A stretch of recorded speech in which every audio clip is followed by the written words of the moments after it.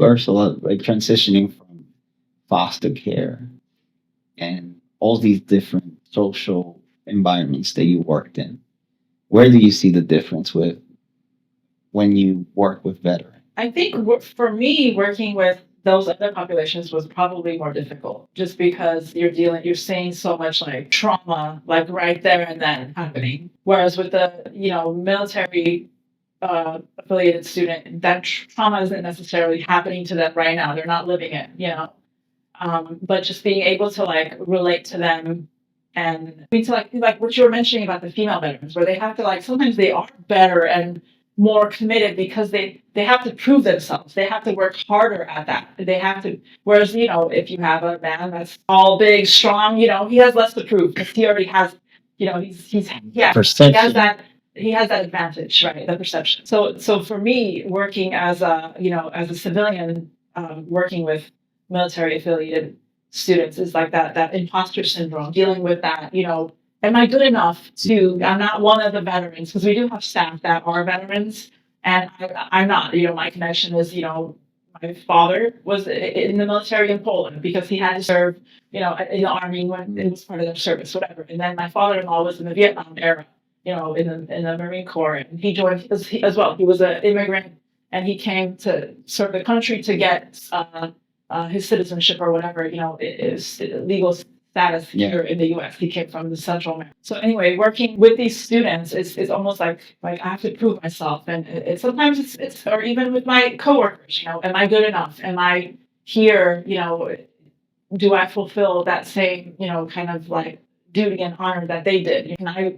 serve others as they served in the country, but I'm serving them in a different capacity. So for me, I guess that's more of like just like a personal struggle, but it's not necessarily like the physical struggle and seeing that struggle that they're going through.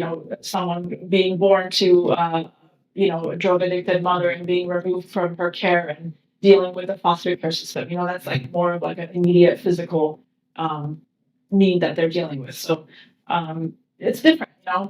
Dealing with those students and trying to get their approval, I guess, and their buy-in. Building that trusting relationship. You have that buy-in and have someone, put their trust in you. So for me, I guess it's more of that struggle is more like professionally than physically. I like how you are very sincere about, sometimes we have imposter syndrome because we don't have a sense of belonging because we believe like we can think that because we weren't there, we're not good enough, and it's normal. And it's funny because I had Dr. Tia Cherry touch base on imposter syndrome and how she fell into the statistic of being a single mom, and that cultivated this mindset that she didn't want to be a statistic. And I'm very happy that you were able to be brave enough to say like, well, yeah, I might not be that, but I have all these skill sets that make me competent to help veterans. So really value that.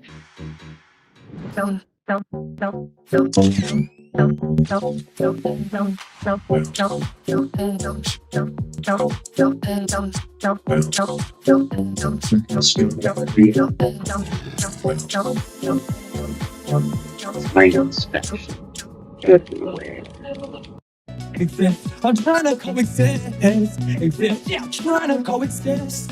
Exist. I'm trying to coexist.